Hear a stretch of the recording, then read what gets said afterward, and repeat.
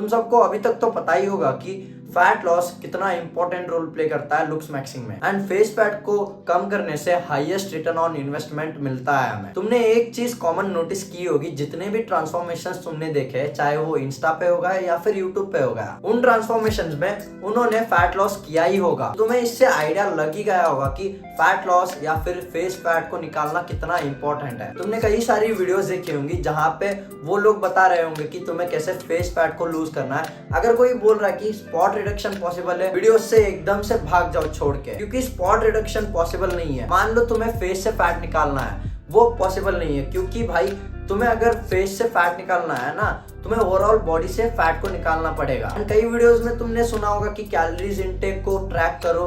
भाई मैं इस वीडियो में उसे भी मेंशन नहीं करूंगा, वो बेसिक सी चीज है। मैं तुम्हें बताऊंगा कि कैसे तुम्हें कैलोरीज को इनटेक ट्रैक ना करके भी तुम आराम से अपने फैट को लूज कर सकते हो। एंड अगर तुम्हें मेरे से पर्सनल गाइडेंस चाहिए, जैसे कि मैंने यहाँ से लेके यहाँ तक ट्रांसफॉर्मेशन की है, तुम्हें भाई पर्सनल गाइडेंस मिलेगी मेरे से। एंड भाई कम से कम बजट में तुम्हें लुक्स मैक्सिंग कैसे करनी है, मैं अपने 2 साल के एक्सपीरियंस तुमसे शेयर करूंगा। एंड हफ्ते में एक कोचिंग कॉल भी रखूंगा जहाँ पे मैं तुम्हारे प्रॉब्लम्स को सॉल्व करूंगा।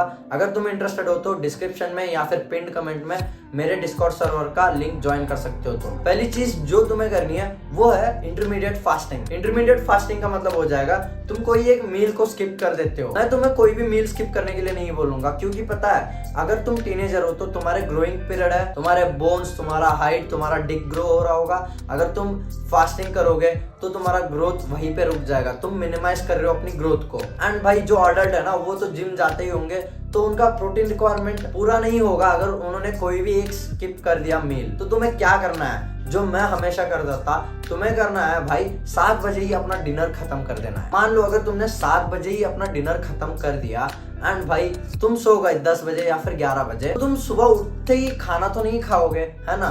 तुम 9 या फिर 10 बजे तो अपना ब्रेकफास्ट करोगे, या फिर पकड़ लो 8 बजे भाई, 8 बजे। इससे क्या होगा, तुमने 7 बजे डिनर किया था तो सुबह के 7 बजे तक तुम कुछ भी नहीं खाया। इससे क्या होगा, तुम फास्टिंग में चले गए एंड तुम्हें भूख भी नहीं लगेगी, क्योंकि तुम सोए हुए हो भाई रात में। तुम्हें पता भी नहीं लगेगा कि भाई मैं फास्टिंग कर रहा हूँ। तुम्हें वो एक स्ट्रेस से जाना ही नहीं है कि भाई मैं फास्टिंग कर रहा हूँ, मुझे कुछ नहीं खाना है। तुम्हें क्रेविंग भी नहीं होगी। तुम सोए हो, सुबह उठोगे, अपना नॉर्मल सा काम करोगे जो भी करना है एंड ब्रेकफास्ट कर लो। इंटरमीडिएट फास्टिंग हो गई तुम्हारी। ये 2 फायदे है, एक तो तुम्हारा फैट बर्न हो जाएगा, दूसरा है भाई तुम्हारी बॉडी डिटॉक्स हो जाएगी। इससे क्या होगा, जो भी तुम भाई खाना खा रहे हो ना, वो अच्छे से तुम्हारी बॉडी पे लगेगा। दूसरी चीज है, तुम्हें 10,000 स्टेप्स वॉक करने हैं। देखो तुम्हें शाम के वक्त या फिर जब तुम्हें कंफर्टेबल हो ना, तब निकल जाओ, चलो भाई चलो वॉक करो 10,000, या फिर अगर तुम्हें हो सके तो भाई 10,000 से भी ज्यादा तुम वॉक कर सकते हो। एंड तुम्हारी मेंटल हेल्थ अपने आप ही इंप्रूव होगी एंड फैट भी बर्न होता जाएगा एंड तुम्हारी हार्ट हेल्थ भाई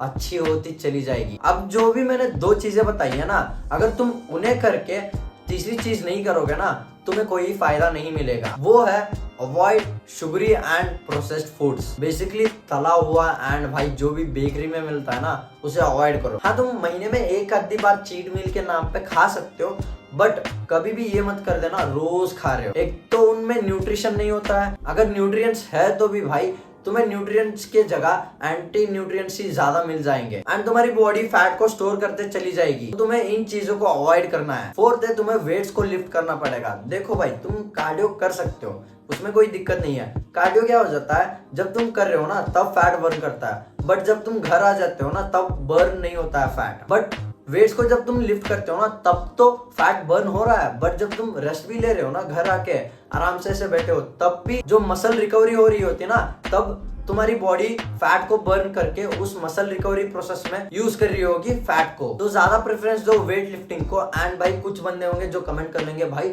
हार्ट हेल्थ तो इम्पोर्टेंट है, कार्डियो करना इज इम्पोर्टेंट। देखो इसीलिए मैंने मेंशन किया है कि वॉक करो, 10,000 स्टेप करोगे ना तो कार्डियो भी हो जाएगा एंड तुम्हें जिम जाके भाई एक्स्ट्रा पैसे देके कार्डियो के मशीन्स में जो कार्डियो करके कोई फायदा भी नहीं होगा, वो मत करो भाई। 10,000 स्टेप चल लो जो फ्री है, तुम्हारी मेंटल हेल्थ को बूस्ट भी करेगी एंड तुम अपने आप को जानोगे भी। एंड भाई तुम जो खाना है ना, दूध, दही, घी, हाई कैलोरी, डेंस फूड, जो भी ये कहता है ना ये मत खाओ वो मत खाओ, खाओ भाई। जस्ट मैंने जो कहा है processed food and sugary food इनको अवॉइड करो, बाकी तुम घर पे जो भी खाना चाहते हो ना वो खाओ। एंड फैट लॉस करने पे ऑब्सेस मत हो जाना, क्योंकि फैट इंपॉर्टेंट है अपनी बॉडी पे। जब तुम्हें खाना नहीं मिलता ना तो तुम्हारी बॉडी फैट को एक एनर्जी सोर्स की तरह यूज करती है, वो उसे बर्न करके एनर्जी बनाती है।